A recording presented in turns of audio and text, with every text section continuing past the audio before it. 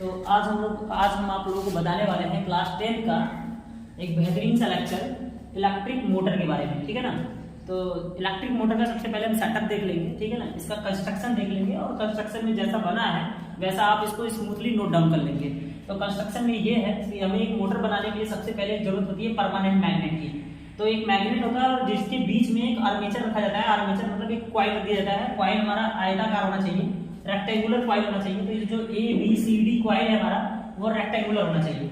मतलब कोई रेक्टेंगुलर कोई हमारा ऐसा रेक्टेंगुलर शेप में कोई मतलब वायर हो और उसी के ऊपर ऐसे ऐसे रेक्टेंगुलर शेप में कॉइल लपेट दें। ऐसे रेक्टेंगुलर शेप में ऐसे ऐसे करके रेक्टेंगुलर शेप में हमने एक कॉइल फिक्स कर दिया और इसका मैंने कनेक्शन इस कार्बन ब्रश से कर दिया। कार्बन ब्रश एक बड़ा इंसुलेटर अच्छा इंसुलेटर होता है। तो कार्बन ब्रश से हमने इसको कनेक्ट कर दिया और इस कार्बन ब्रश से होते हुए हमने इसे एक बैटरी से कनेक्ट कर दिया। बैटरी मतलब एक हमने सर्किट बनाया और एक बैटरी इसमें कनेक्ट कर दिया और बैटरी इसके बगल में ही मैंने की व्यवस्था की ताकि मैं यहाँ पे ऑन और ऑफ कर पाऊँ, ताकि मैं मोटर अगर एक बार चल गया तो मैं इसे ऑन और ऑफ भी कर सकूँ। ठीक है। तो आपने देखा कि सबसे पहले तो दो परमानेंट मैग्नेट होने चाहिए। परमानेंट मैग्नेट में एक पोल जो मैग्नेट होना चाहिए वो नॉर्थ का हो और दूसरा पोल साउथ का हो और इसके बीच में हमने आर्मेचर को फिट कर दिया और ये रहा पूरा सेटअप। तो हम कहेंगे ABCD आर्मेचर दो परमानेंट मैग्नेट के बीच में रखा, जो कि हमारा आर्मेचर कैसा है, रेक्टेंगुलर कॉइल का है। और फिर उसी आर्मेचर को मैंने किससे कनेक्ट कर दिया है, कार्बन ब्रश से होते हुए हमने उस आर्मेचर को बैटरी से और एक की व्यवस्था करके एक सर्किट से हमने कनेक्ट कर दिया। अब हम बात करेंगे इसकी वर्किंग क्या होता है और इसका यूज कहाँ होता है। तो विद्युत मोटर का जो यूज होता है स्पेशली तो वो होता है electrical energy converted into the mechanical energy. ठीक है ना। तो इसका काम होता है इलेक्ट्रिकल एनर्जी को मैकेनिकल एनर्जी में कन्वर्ट करना है। Mechanical energy as like that, जैसे कि अगर आपने देखा होगा कि घरों में फैन जो चलता है पंखा, तो पंखा को हम लोग किससे कनेक्ट करते हैं, हम लोग कनेक्ट कर देते हैं इलेक्ट्रिसिटी से।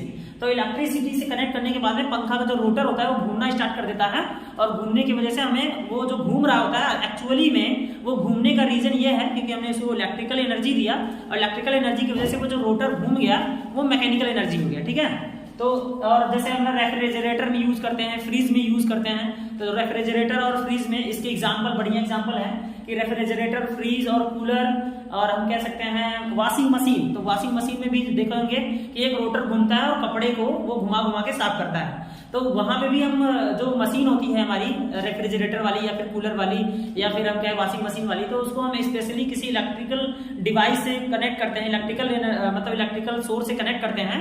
इलेक्ट्रिकल सोर्स से कनेक्ट करने के बाद में, विद्युत से कनेक्ट करने के बाद में हम देखते हैं कि वो जो रोटर होता है उसका घूम रहा होता है। एक्चुअल में जो रोटर घूम रहा होता है वो इलेक्ट्रिकल एनर्जी से मैकेनिकल एनर्जी में बदल गया।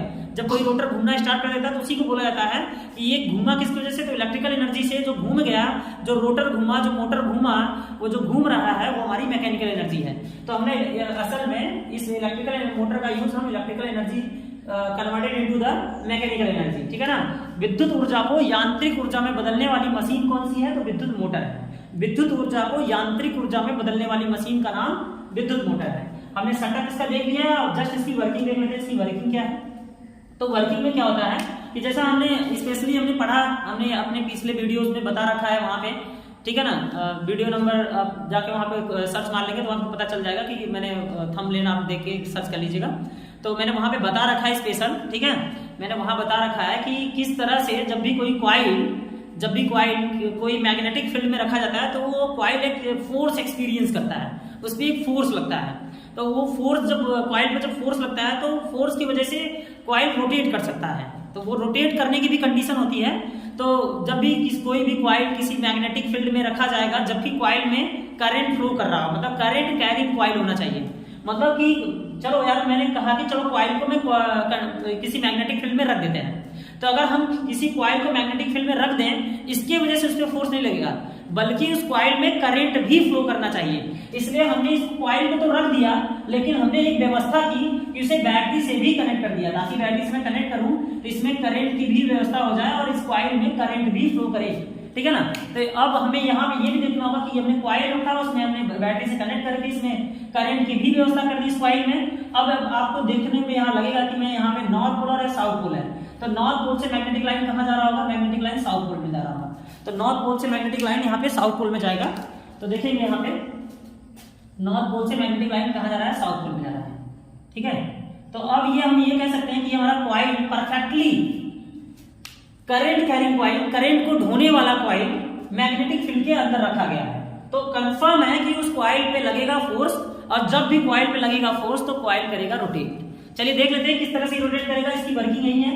तो स्मूथली हम देखेंगे, जब ये कॉइल किसी बैटरी से कनेक्ट है और करंट फ्लो करने लगा, मैग्नेटिक लाइन के डायरेक्शन इधर है, तो हम यहाँ पे लगा लेंगे फ्लेमिंग का, फोर्स के डायरेक्शन को पता करने के लिए। एक्चुअल हमने एक लॉ पढ़ा रखा है फ्लेमिंग का लेफ्ट हैंड लॉ, ठीक है ना। तो लेफ्ट हैंड रूल हम देख लेंगे फ्लेमिंग का। तो सबसे पहले हम अपने फ्लेमिंग के अकॉर्डिंग तीनों उंगलियों को लेंगे, फोर फिंगर, मिडिल फिंगर और थंब, और इन तीनों को एक्चुअली में परपेंडिकुलर टू ईच अदर, मतलब इन तीनों को परपेंडिकुलर एक साथ में रखना है, कुछ इस तरह से देख सकते हैं आप लोग, कुछ इस तरह से ये रहेगा फिक्स।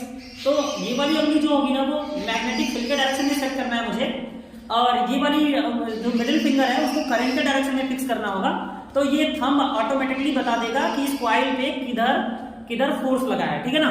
तो चलिए चेक करके देख लेते हैं। तो यहाँ पे हम देखेंगे, तो ये जो कनेक्टेड है कार्बन ब्रश से ये हमारा कॉइल, इसमें करंट कुछ इस तरह से फ्लो कर रहा है, ए से बी की तरफ फ्लो कर रहा है। तो ए से बी की तरफ फ्लो कर रहा है, तो हम कहेंगे इस वाले साइड में, ए से बी वाले साइड में मतलब कि फोर्स किस डायरेक्शन में लगा है।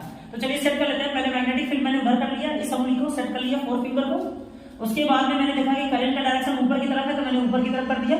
तो यहाँ पे अंगूठा मेरा ना बोर्ड से बाहर निकल के आ रहा है, अंगूठा यहाँ बोर्ड से बाहर निकल के आ रहा है, बाहर की तरफ। तो हम यहाँ पे बाहर की तरफ एक बात बताए थे कि बाहर की तरफ जो फोर्स लग रहा होता है उसको हम डॉट से दिखाते हैं, डॉट से, मतलब डॉट से किसी भी चीज को अगर हम एक सिंबॉलिक यहाँ पे मीन्स है कि अगर आपको फोर्स का डायरेक्शन या करंट का डायरेक्शन या मैग्नेटिक फील्ड का डायरेक्शन आपको इनवर्ड या आउटवर्ड दिखाना है। अगर आपको आउटवर्ड दिखाना है तो डॉट से दिखाना, अगर इनवर्ड दिखाना है मतलब बोर्ड के अंदर की तरफ दिखाना है तो उसे क्रॉस से दिखाना होगा। तो हमने यहाँ पता कर लिया कि ए से बी के डायरेक्शन में, ए से बी के बी ए टू बी के डायरेक्शन में जो फोर्स है, फोर्स हमारा कहाँ है, फोर्स हमारा आउटवर्ड है, आउटवर्ड है मतलब बाहर की तरफ, मतलब डॉट है, ठीक है ना। अब हम बात करेंगे उधर के कॉइल में, हमारे सी से डी के कॉइल, सी से डी की तरफ। तो सी टू डी की तरफ अगर हम एज्यूम करेंगे डी की तरफ, तो यहाँ पे क्या होने वाला है, यहाँ पे फोर्स का डायरेक्शन। तो चलिए अपने Fleming according to Fleming's law, यहाँ पे हम जब भी लिखेंगे वर्किंग में तो सारी बातें अकॉर्डिंग टू फ्लेमिंग्स लॉ ही चलेगा, लेफ्ट हैंड लॉ। तो यहाँ पे हम देखेंगे कि मैग्नेटिक फील्ड का डायरेक्शन फिर से मैंने उधर कर दिया, करंट का डायरेक्शन नीचे कर दिया, तो हमारा अंगूठा बोर्ड के अंदर की तरफ जा रहा है। अंगूठा कॉइल के सी से डी की तरफ वाले कॉइल में अंगूठा अंदर की तरफ जा रहा है, इसलिए यहाँ पे बनेगा क्रॉस। इसका मतलब सी टू डी जो फोर्स का डायरेक्शन है, डायरेक्शन ऑफ फोर्स वो कहाँ है, वो इनवर्ड है, इनवर्ड है। अगर ये इनवर्ड है तो इसका मतलब ये क्रॉस है, ठीक है। वैसे तो देखा जाए तो जो फोर्स इस कॉइल पे लग रहा है, ए से बी की तरफ लग रहा है और सी से डी की तरफ लग रहा है, एक्चुअली में ये मतलब अगर हम कहें इस वाले फोर्स को, ये हमारा फोर्स इन अंदर की तरफ है, तो फोर्स एक वेक्टर क्वांटिटी होता है।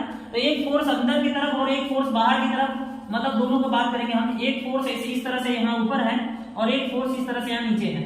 और मान लेते हैं कि दोनों में फोर्स, यहाँ पे दोनों में जो फोर्स लग रहा है करंट तो सेम जा रहा है, सभी कॉइल में करंट सेम फ्लो कर रहा है। इसका मतलब ये कह सकते हैं कि दोनों तरफ फोर्स, एक अंदर की तरफ एक बाहर की तरफ होने की वजह से यहाँ पे टोटल एफ नेट क्या हो जाएगा, जीरो हो जाएगा, एफ नेट जीरो हो जाएगा।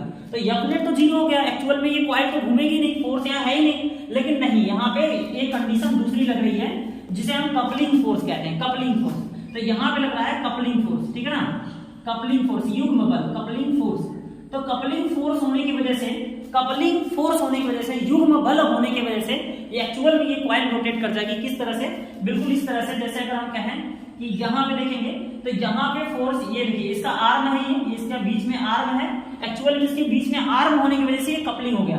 और ये बी से सी की दिशा में जो बी और सी दिखाई दे रहा है, ये इसका आर्म है, बी सी, ठीक है ना।